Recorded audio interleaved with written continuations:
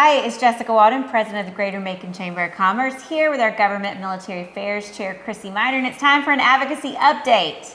Last week, it was, there are two words to remember: tort reform. The governor has announced it as a priority.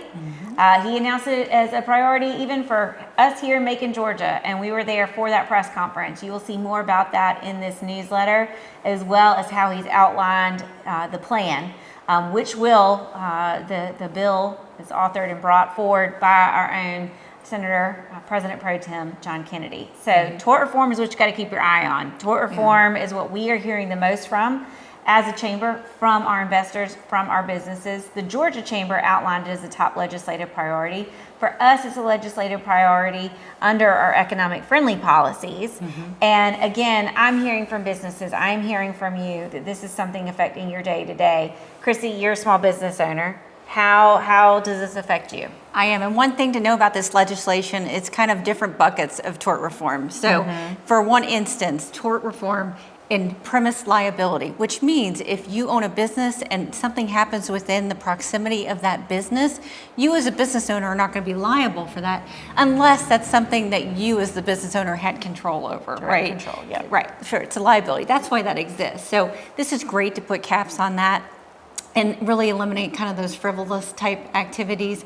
But I can tell you, Jessica, and as a small business owner, it is very difficult as we see that those prices continue to tick up when we pay our liability insurance, our business insurance, our auto insurance, and it just continues to double every cycle. I mean, as a very small business owner, that is definitely a struggle. So I would say personally, as a business owner, I was very excited to see a lot of these things. Aside from the premise liability, looking at caps on, damages when we go to these court trials, and so we don't have the outrageous different damages that come through. They're going to put caps on things like that, and hopefully that would stymie sort of the reputation that we have in Georgia for having the judicial hellhole of I believe that was the quote. I think that is the word. The judicial hell. We can't be the number one state to do business if we are also listed as a judicial hellhole. And that is what has been said.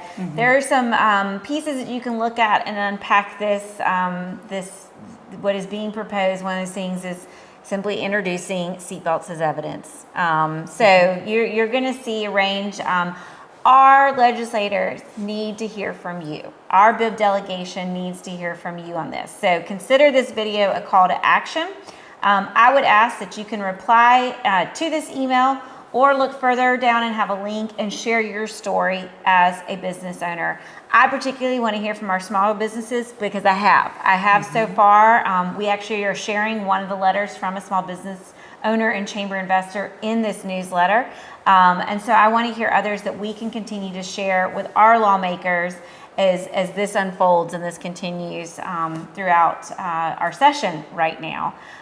We also heard from our medical community on this, and we realized that in order to keep workforce retention here, even in our medical fields, this is another thing affecting us locally. You got to think with all these industries that require insurance at all different levels, it just drives up the cost of living for all of us across the board.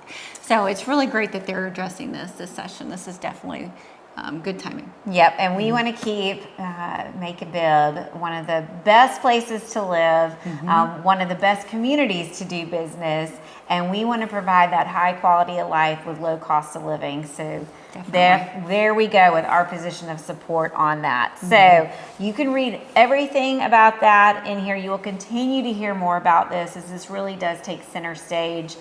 We will give you further updates as we get into session. Of course, the snow days messed us up a little bit in some of those updates. But we're not changing right now. Sine die is still April 4th, so nothing, and crossover projected March 6th, so no changes there.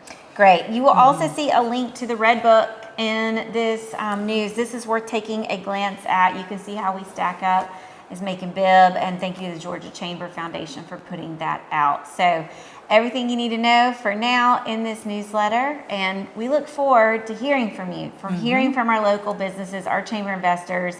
Where do you fall on this? How does it affect you? Let us share your stories with those making the decision on these laws being put into place. Yep. And we look forward to bringing you our next update soon.